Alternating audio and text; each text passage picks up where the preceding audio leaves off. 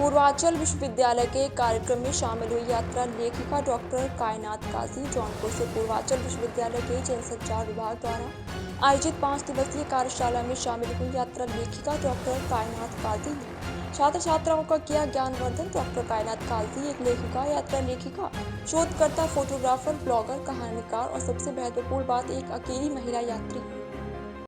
जी नमस्कार, मैं पत्रकार अतुल कुमार तिवारी और आप देख रहे हैं भारत नेशन। चलिए दोस्तों, आपको हम बता दें, इसमें हमारी मौजूदगी है जनपद जौनपुर के पूर्वांचल विश्वविद्यालय में।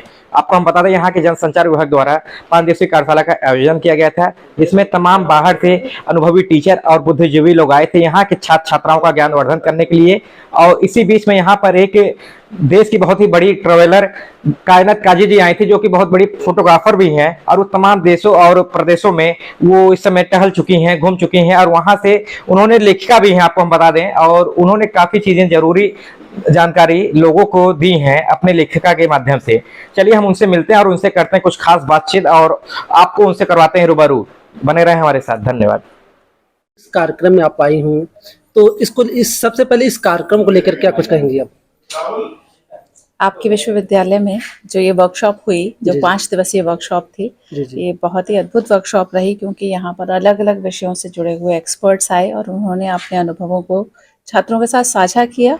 न केवल साझा किया बल्कि उनको हैंड्स ऑन प्रैक्टिस भी करवाई, क्योंकि पत्रकारिता के छात्रों को बहुत सारी चीज़ों का ज्ञान होना ज़रूरी है और अगर वो इंडस्ट्री के आए हुए लोग अगर वो ज्ञान देते हैं तो वो लेटेस्ट होता है, अपडेटेड होता है और उनके आगामी जीवन में उनके लिए हेल्पफुल साबित होगा। मैम, एक बार हमारे चैनल के माध्यम से कि बच्चों के लिए मतलब फोटोग्राफी मतलब किस तरह से करना चाहिए, क्या कुछ बेटर? देखिए, ये वर्कशॉप जो थी इसका विषय था सांस्कृतिक संवर्धन और उसका दस्तावेजीकरण। जो हमारी लोक संस्कृति है वो उसको लेकर हम बहुत ही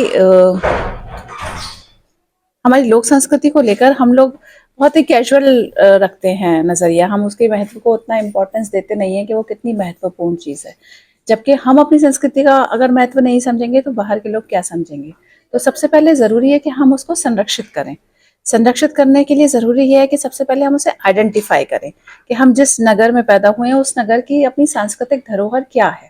आप उसी जगह पर पैदा हुए हैं, वहीं आते जाते हैं, लेकिन आप उसके पास से होकर गुजर जाते हैं स्मारक के, लेकिन आपको ये नहीं पता होता कि वो स्मारक कब बना, किन किन लोगों ने उसे बनाने में अपना योगदान दिया, क्या वो ASI द्वारा संरक्षित है। तो ये जो चीज़ें हैं वो सांस्कृतिक धरोहर के संवर्धन संरक्षण के लिए बड़ी ज़रूरी हैं और एक जागरूक पत्रकारिता के छात्र के लिए भी बहुत इम्पोर्टेंट है कि वो उसको जाने और समझे। विलुप्त तो होते हुए लोक गीतों को लेकर मतलब मैम क्या कुछ कहेंगे आप? हमारे देश की विविध संस्कृति अलग अलग क्षेत्रों में हमें देखने को मिलती है और उसमें उस संस्कृति के विविध आयाम होते हैं। जैसे हमारा देश कृषि प्रधान देश रहा है, तो कृषि में अलग अलग पक्षों में, जैसे अगर बुआई हो रही है तो बुआई के अलग गीत हैं। जब महिलाएं खेतों में धान रोप रही हैं तो उन धान रोपने के साथ वो एक गीत गा रही हैं जो कि लोकगीत है।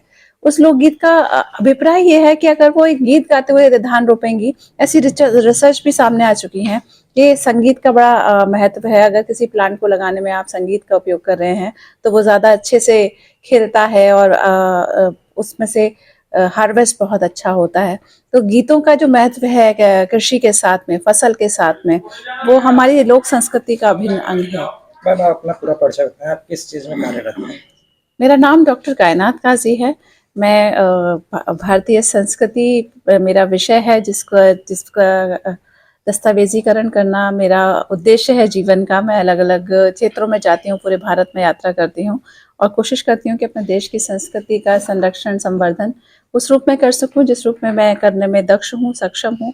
यानी मैं एक फोटोग्राफर हूँ, मैं एक डॉक्यूमेंट्री बनाती हूँ, मैं कॉफ़ी टेबल बुक बनाती हूँ और उस पूरी धरोहर को संजोने का प्रयास करती हूँ। आज की कार्यशाला में नटराज की रानी जी, जो वो एक छोटी फिल्म दिखाई गई, उसमें एक बालिका को दिखाया गया, वो जो कि शिक्षा के अभाव में, कहीं ना कहीं शिक्षा का भी अभाव भी दिखाया गया वहाँ पे।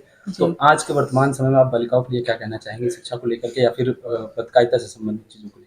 देखिए, लड़कियों को शिक्षित होना बहुत ज़रूरी है, किसी को भी शिक्षित होना बहुत ज़रूरी है, लेकिन हमारी लड़कियों को, हमारी बालिकाओं को शिक्षित होना इसलिए भी ज़रूरी है क्योंकि वो परिवार का आधार है। वो शिक्षित होंगी तो परिवार शिक्षित होगा और हमारा पूरा समाज शिक्षित होगा। मैम, विश्वविद्यालय को आप क्या कहना चाहती हैं? विश्वविद्यालय में आपका 2 दिन बीता है और विश्वविद्यालय को आप क्या संदेश देना चाहती हैं? और हम लोगों के विश्वविद्यालय बीच के आपको बच्चों क्या कैसा अच्छा मुझे यहाँ आकर बहुत अच्छा महसूस होता है। ये दूसरी बार आई हूँ मैं एक वर्कशॉप के लिए और देखकर खुशी होती है कि एक सरकारी विश्वविद्यालय है और वो रिसर्च को लेकर इतना इतना सक्रिय है, जागरूक है कि अपने बच्चों को अलग अलग विषयों के एक्सपर्ट से मिलवाने के लिए कार्यक्रम आयोजित करता है और उसको बहुत सारगर्भित तरीके से सब लोग काम कर रहे हैं और बच्चों को ज़्यादा से ज़्यादा जानकारियाँ साझा हो सके इसके लिए प्रयास कर रहे मैम हैं। आप देश के एक बड़े ट्रोलर हैं, फोटोग्राफर भी हैं और ट्रोलर भी हैं, तो आप इस विषय पे आज के युवाओं से क्या कहना चाहेंगे? अपने देश को देखिए, घूमिए, सबसे सस्ता साधन है भारतीय रेल जी। और यात्राएं जो सिखा देंगी वो कोई विश्वविद्यालय नहीं सिखा पाता। यात्राएं बहुत कुछ सिखाती हैं, तो जब भी समय मिले आप जाइए, यात्राएं कीजिए। यात्राएं आपको समृद्ध बनाएंगी, आपके लेखन में गहराई पैदा करेंगी, आपके वाचन में गहराई पैदा करेंगी, आप अनुभवों से आपको समृद्ध अभी तक आप करेंगी। कितने देशों में और कितने भारत के कितने हिस्सों में आप गई हैं, कितने प्रदेशों में? मैंने अभी तक लगभग 5 साल में 3 लाख किलोमीटर की यात्रा अकेले की है। अपना देश लगभग पूरा देख लिया है कुछ मैम और यादगार पल बताएं हमारे दर्शकों को इस मीडिया के माध्यम से। बहुत सारे अनुभव हैं जो यादगार हैं। आप जब इतनी यात्राएं करते हैं तो एक सबसे अच्छी बात ये होती है कि आपको पूरे देश में कहीं पर भी ऐसा नहीं लगता कि आपके लिए कोई नई जगह है या आपको डरने की जरूरत है। आपको लगता है अरे सब तो अपने हैं, चाहे वो दक्षिण हो, चाहे पूरब हो, चाहे पश्चिम हो। भाषा का अंतर भी उतना अंतर नहीं रह जाता क्योंकि हम भारतीय हैं और हम सब में अतिथि देवो भव की भावना विद्यमान है। तो भाषा कोई भी हो लेकिन लोग स्वागत करते हैं, मिलते हैं प्रेम से, अपने घरों में स्वागत करते हैं, भोजन साझा करते हैं। तो ये सारी चीजें बहुत यादगार होती हैं। आप एक लेखिका हैं और आप बुक भी बहुत लिखे होंगे, तो अगर पत्रकारिता के बारे में जानकारी लेने के लिए आपका कौन सा ऐसा बुक है, किसे कौन सी बुक पढ़ना चाहिए जो बच्चों को कुछ जानकारी मिले? बच्चों के लिए देखिए, सोशल मीडिया पे मैंने आपका देखा है मैम। जी जी मेरी एक पुस्तक है राहगीरी, जिसमें के अलग अलग ब्लॉग्स हैं मेरी